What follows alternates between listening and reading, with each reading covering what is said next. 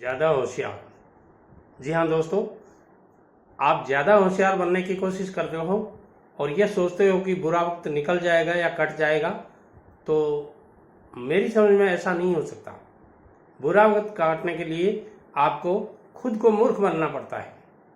कई बार आप परेशानी में होते हैं, आपके साथ कई बार गलत हो सकता है, आपको लोग कुछ कह देते हैं या कुछ परिस्थितियां आपकी ऐसी हो जाती हैं जिनमें आपको सुनना पड़ता है लोगों का, मगर उस समय आपको बोलने की बजाय मूर्ख बनना भी अच्छा लगता है और कई बार आप मूर्ख बन करके भी अच्छा कर सकते हैं। ये जीवन की सच्चाई है दोस्तों।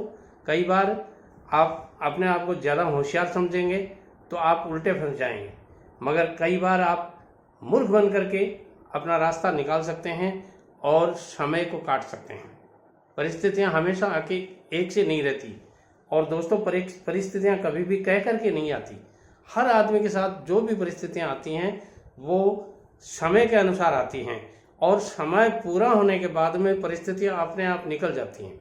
ऐसा नहीं है कि वो परिस्थितियां सदैव टिकी रहेंगी, ऐसा नहीं होता है दोस्तों।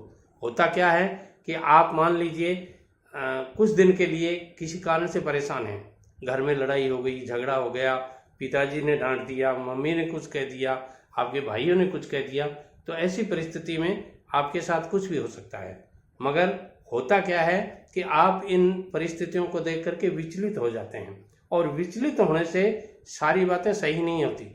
जैसी परिस्थितियां हैं उनमें आप सब्र से काम लें।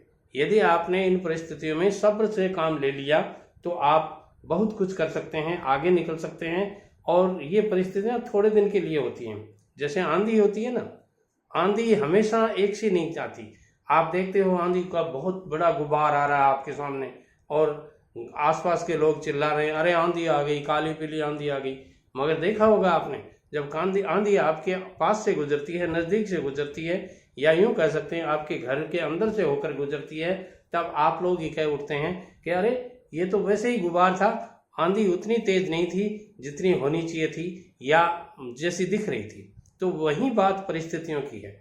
इसलिए अपने परिस्थितियों के साथ तालमेल बैठाने की कोशिश कीजिए। जब तक आप परिस्थितियों के साथ तालमेल नहीं बैठाएंगे तब तक आप कुछ भी कहिए सही ढंग से काम नहीं कर पाएंगे। और होता क्या है, जब भी आपको ऐसे विपरीत परिस्थितियां हो तो अपने आप को साइलेंट कर लीजिए, थोड़े दिन साइलेंट कर लीजिए, थोड़े समय के लिए साइलेंट कर लीजिए। अपने आप को एकदम से, माइंड को एकदम शट डाउन कर लीजिए। मुझे क्या करना है, कैसे करना है, कैसे नहीं करना है, इसके बारे में चिंतन करना एकदम थोड़े दिन के लिए, 2-4 दिन की कह रहा हूँ मैं, 2-4 दिन के लिए बंद कर दीजिए। जो परिस्थितियां होने दो, जैसी होने दो, जैसी चल रही हैं वो चलने दो, उनको देखो, वॉच करो और कहाँ अपन ने गलती की है इस बारे में सोचते रहो। और जब आपकी परिस्थितियां थोड़ी सी सही आ जाएं, दिमाग आपका परेशानी के अंदर जो शट डाउन होने से अपना दिमाग है वो दूसरी टाइप से सोचने लग जाता है। और अब आपको सोचना चाहिए कि मैं इस समय क्या कर सकता हूँ, इस समय कैसे कर सकता हूँ, इन परिस्थितियों से मैं कैसे निकल सकता हूँ, इसी क्षण मुझे इन परिस्थितियों से निकलना है। ये सोच के आप काम करते हो तो आप सफल हो जाओगे। और यदि आप ये सोच के काम नहीं करते हो तो आप उन्हीं परिस्थितियों में कई बार जकड़े रहते हैं। बहुत दिनों के लिए नहीं, थोड़े दिन ही सही, मगर विपरीत परिस्थितियां हमेशा टिकाऊ नहीं होती। क्यों कि जब अच्छे दिन कभी नहीं टिकते हैं तो बुरे दिन टिकने का कोई सवाल ही नहीं है। अब बात आती है कि आप परेशान क्यों हैं। देखिए, गृहस्थी है, गृहस्थी में आपके माताजी पिताजी भी आपको कहेंगे, आपकी मिसेज भी आपको कुछ कहेगी, आपकी यदि कोई गर्लफ्रेंड है तो वो भी कहेगी। आप छोटी उम्र के हो सकते हैं तो आपकी गर्लफ्रेंड भी आपसे कुछ उम्मीदें रखती है, वो कहेगी जरूर। घर वाले आपसे उम्मीद रखते ही हैं। कई बार आपकी सर्विस नहीं लगी होती, कई बार आपका बॉस कभी आपको कुछ डांट देता है, कई बार ऐसा देखा गया आप बिजनेस जो करते हैं उसमें लॉस आ जाता है। इन परिस्थितियों के कारण आप थोड़े विचलित हो जाते हैं। क्यों कि मन की जो उलझने हैं उनको सुलझाने के लिए आपके पास कोई ऐसा मित्र, ऐसा दोस्त, ऐसा कोई बॉयफ्रेंड गर्लफ्रेंड नहीं है। इसी कारण ये परिस्थितियां आपको महसूस होती हैं।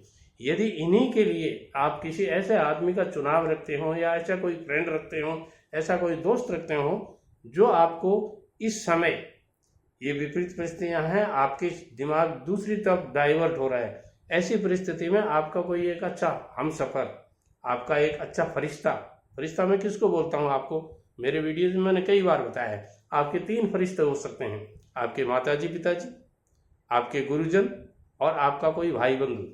ये 3 फरिश्ते आपको सही दिशा की तरफ मार्गदर्शन कर सकते हैं, सही डायरेक्शन में चलने के लिए आपको एडवाइस दे सकते हैं। बिजनेस का यही फंडा है।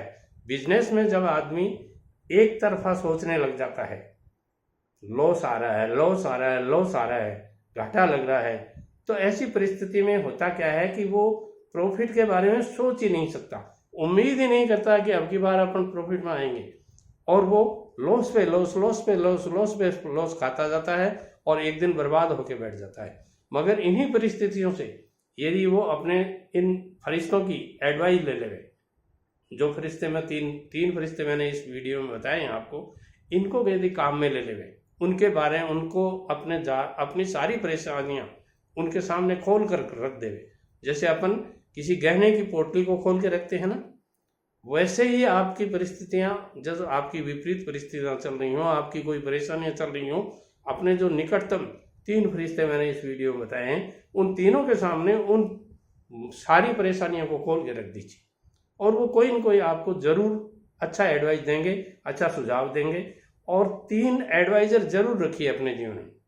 पहला, आपका फाइनेंशियल एडवाइजर, जो कोई भी हो सकता है, आपके घर का परिवार का सदस्य हो सकता है, आपकी श्रीमती जी हो सकती हैं, पढ़ी लिखी हैं तो, अनपढ़ श्रीमती जी भी, मेरा अनुभव कहता है, वो भी आपको विपरीत परिस्थितियों में कई बार बहुत अच्छा सपोर्ट करती हैं, बहुत अच्छा गाइड करती हैं, आपको बहुत अच्छी गाइडलाइंस आपको देती हैं। अनपढ़ लेडीज की बताता हूँ मैं, और पढ़ी लिखी तो स्वयं पढ़ी लिखी होने का मतलब ही यही हो गया कि वो भी आपके बिजनेस के बारे में बहुत कुछ जानती होंगी और जानना चाह रही होंगी, तो उनका सपोर्ट आपको निश्चित रूप से लेना चाहिए। जब उनकी गाइडलाइंस आपको सही मिलेगी, आपके मदर फादर हमेशा शुभ चिंतक रहते हैं, चाहे वो कोई भी हो, किसी के भी हो, किसी भी जाति धर्म किसी संप्रदाय से हो, मगर वो हमेशा अपनी औलाद के लिए कुछ न कुछ अच्छा सोचने की कोशिश करती हैं और अच्छा ही आपको मार्गदर्शन करने की कोशिश करती हैं। हाँ, वो अनपढ़ हो सकते हैं, वो कम पढ़े लिखे हो सकते हैं, आपके जितने वाइज बुद्धिमान वो नहीं हो सकते, ऐसा हो सकता है।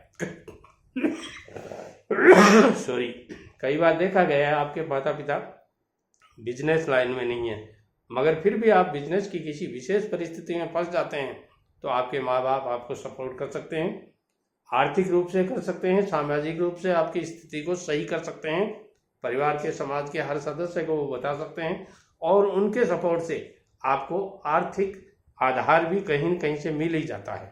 हाँ, कम मिल सकता है, थोड़ा मिल सकता है, उनकी हैसियत के अनुसार मिल सकता है, मगर जरूर मिल जाता है। जब उनकी रिकमेंडेशंस आपके साथ होगी तो घबराने की कोई आवश्यकता नहीं है। विपरीत परिस्थितियाँ जितनी दिखती हैं उतनी बुरी होती नहीं दोस्तों, ये मेरा प्रैक्टिकल अनुभव है जो आपके साथ शेयर कर रहा हूँ। अच्छा लगे तो वीडियो शेयर कीजिए, लाइक और कमेंट कीजिए और चैनल को सब्सक्राइब कीजिए।